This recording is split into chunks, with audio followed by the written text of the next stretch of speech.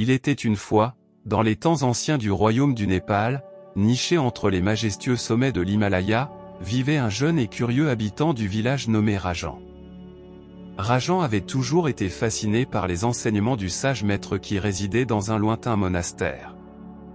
Déterminé à apprendre les secrets de la paix intérieure et de l'illumination, il se lança dans un voyage pour rechercher la sagesse du maître zen. Après des jours à traverser des chemins montagneux périlleux, Rajan arriva enfin au monastère. Le maître zen, un vieil homme serein et doux, l'accueillit avec un sourire aimable. Rajan expliqua son désir de connaissance et demanda à devenir l'élève du maître. Le maître zen, intrigué par la détermination de Rajan, accepta de l'enseigner, mais posa un défi.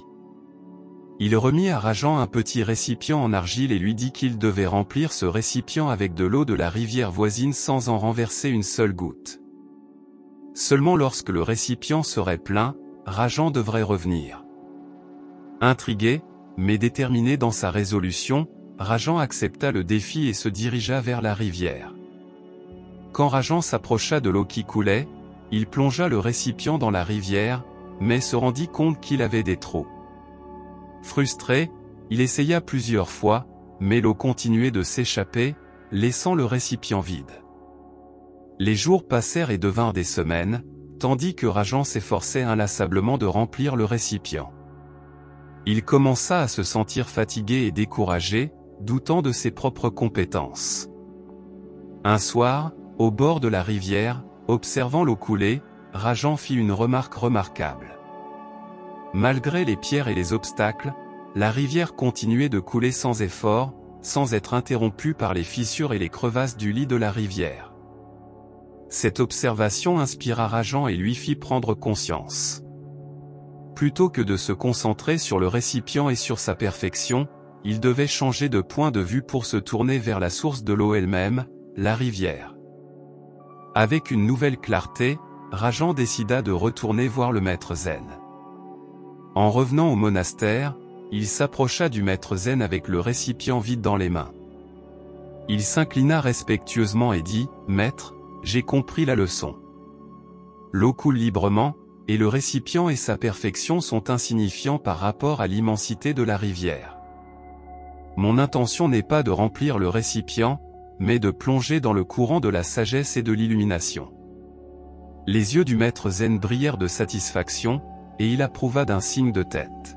« Tu as bien appris, jeune homme. Le vrai chemin vers l'illumination ne réside pas dans le fait de se fixer sur nos défauts, mais plutôt dans l'acceptation de la sagesse illimitée qui nous entoure. Souviens-toi, les obstacles et les imperfections de la vie ne sont que des illusions. Ne cherche pas à les contenir, mais à les suivre. » À partir de ce jour, Rajan devint un dévoué élève du maître zen. À travers les études et les réflexions, il découvrit que la véritable paix et l'illumination viennent du lâcher-prise des résultats et de l'acceptation du moment présent. Il devint un phare de lumière dans son village, partageant la sagesse acquise de son voyage avec ceux qui cherchaient réconfort et tranquillité intérieure. Cette histoire nous enseigne qu'il est important, dans la vie, de se concentrer sur l'essentiel et sur l'ensemble, plutôt que de s'attarder sur les imperfections ou les obstacles qui peuvent surgir. Elle nous rappelle l'importance d'embrasser le flux de la vie, en acceptant et en s'adaptant à ses hauts et ses bas, plutôt qu'en cherchant à le contrôler ou à le contenir. En lâchant prise et en cherchant à plonger dans la sagesse et le moment présent, nous pouvons trouver la véritable paix et l'illumination. Cette histoire sert de source de motivation et d'inspiration. Merci beaucoup de l'avoir partagée, et que vous soyez bénis.